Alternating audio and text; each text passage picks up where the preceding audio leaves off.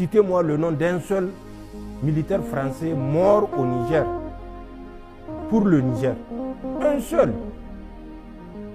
Je vois Emmanuel Macron qui fait le fanfaron pour dire qu'on n'a pas eu un peu de compassion pour les 58 morts. Mais les 58 morts dont il parle, même au Mali, ils ne sont pas morts au combat. Emmanuel Macron n'a qu'à sortir pour dire aux Français, les 13 morts, les 13 prétendument morts au Mali, dans le crash ou la collision de 2 hélicoptères, ils sont morts exactement où? Parce que le Niger était au Mali, dans le cadre de l'Organisation des Nations Unies. Mais les Nigériens étaient parmi les troupes qui ont organisé cette mission de recherche. Ça s'est passé dans le secteur de Indiliman. Indiliman, c'est entre Menaka et Gao. Les Nigériens étaient basés à Menaka.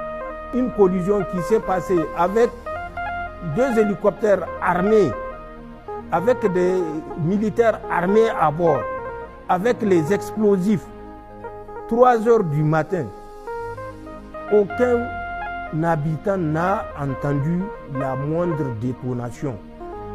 Les Nigériens ont fait 1 semaine de recherche avec une mission des Français. Justement, sachant que ce qu'ils ont fait, c'est un montage, ils n'ont pas permis aux Nigériens d'être sur le même site qu'eux. À qui on a montré les carcasses. Donc il faut que les gens réfléchissent. Emmanuel Macron peut faire son fanfaron pour dire que nous avons une dette. Nous savons que nous n'avons aucune dette. Ils ont le résultat de leur turpitude et ils payeront, Inch'Allah, le résultat de leur turpitude. Comme l'a dit Malcolm X, les poules finiront toujours par revenir au poulailler. Et nous regretterons pour les Français le jour où les poules vont revenir au poulailler. Donc dans le domaine de la défense, c'est ce que nous avons réussi.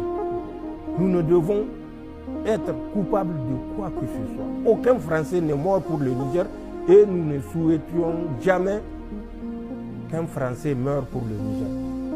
Parce que la mort d'un Français pour le Niger révèle notre incapacité. Mais nous savons que nous sommes capables de mourir